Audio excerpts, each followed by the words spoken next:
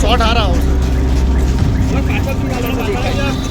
વિજય પાછળ આવ સાહેબ આ બાજુ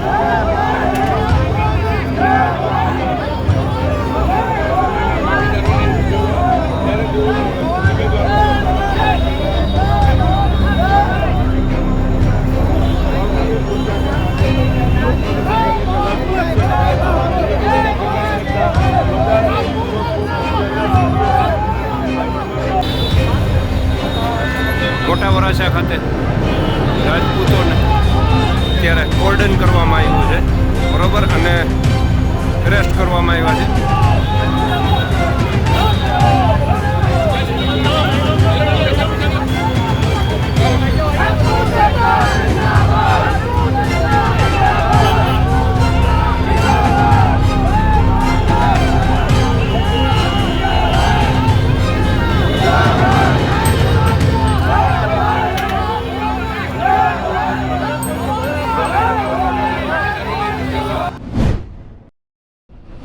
સામનો કરવો પડે છે.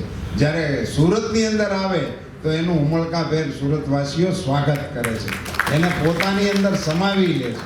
અને એ સમાવાયેલા સુરતમાં રહેતા પરપ્રાંતના લોકો અને અન્ય જિલ્લાના લોકો એ પણ હવે પોતાને સુરતીઓ માનવા માંડ્યા છે.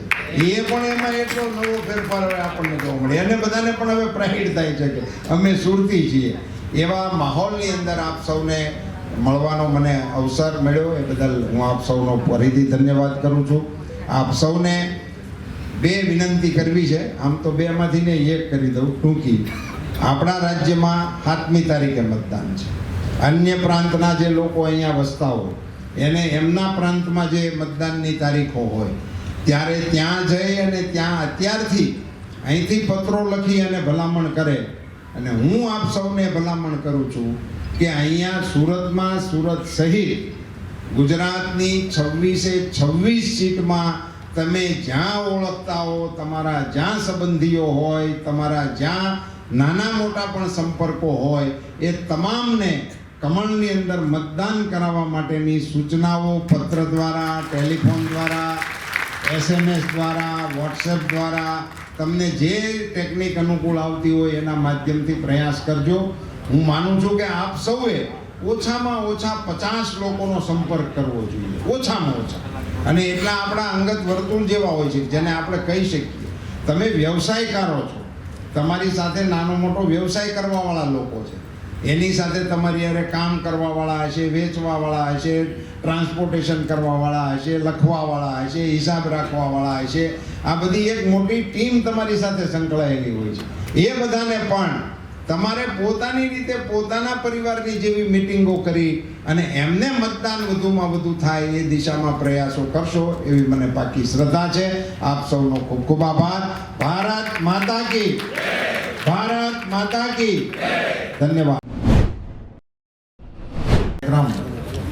સુરત વસતા અમારા આગેવાનોએ ગોઠવેલો એના ભાગરૂપે આજે હું સુરત છું અને માતાજીની કૃપાથી મા ભગવતી ઉમૈયાના આશીર્વાદના ધર્મલાભ અમને અપાવવા માટે ઉમાધામ સુરતના સૌ આગેવાનોનો હું અંતઃકરણપૂર્વક આભાર માનું છું. આટલી ઝડપથી અને આટલી વ્યસ્તતા વચ્ચે આટલા બધા વિવિધ સમાજના આગેવાનોને અહીંયા ઉપસ્થિત રાખી અને એ બધાના આશીર્વાદ પણ મને અપાવ્યા એ માટે પણ હું આયોજકોનો આભાર માનું છું. અમારા આગેવાન ભરતભાઈ બોગરા અહીંયા સુરત વસતા રાજકોટ લોકસભાના વિવિધ સમાજના અગ્રણીઓને મારી મુલાકાત કરાવવા માટે આયોજન કરી રહ્યા છે. એના ભાગરૂપે આજના દિવસમાં હું અહીંયા આપ સૌને મળવા માટે આવ્યો હતો. અનાયાસે માતાજીના દર્શનનો પણ લાભ મળ્યો, આપ સૌને મળવાનો અને આપ સૌની સાથે બે વાત કરવાનો પણ મને અવસર મળ્યો.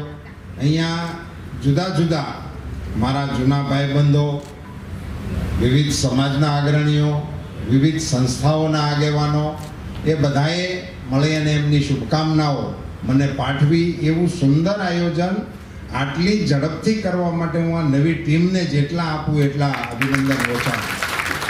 મિત્રો, આપ સૌ જાણો છો કે ચૂંટણી ચાલુ થઈ ગઈ છે ને આખો એ દેશ લોકશાહીના ઉત્સવની અંદર જોડાવા માટે થનગની રહ્યો છે. એના 2-3 કારણો છે. ઘણા વર્ષો પછી ભગવાન શ્રી રામ એમના મંદિરની અંદર પધાર્યા અને અયોધ્યામાં જે દિવસે સાચુકલા રામ લંકાનો વિજય મેળવીને આવ્યા હતા તે દિવસનું વર્ણન જે રામાયણની અંદર આપણને જોવા મળે છે એનીથી અનેક ગણો આનંદ 22મી જાન્યુઆરીએ આખા દેશની અને દુનિયાની અંદર થયો. અને આવી તો અસંખ્ય વિગતો છે.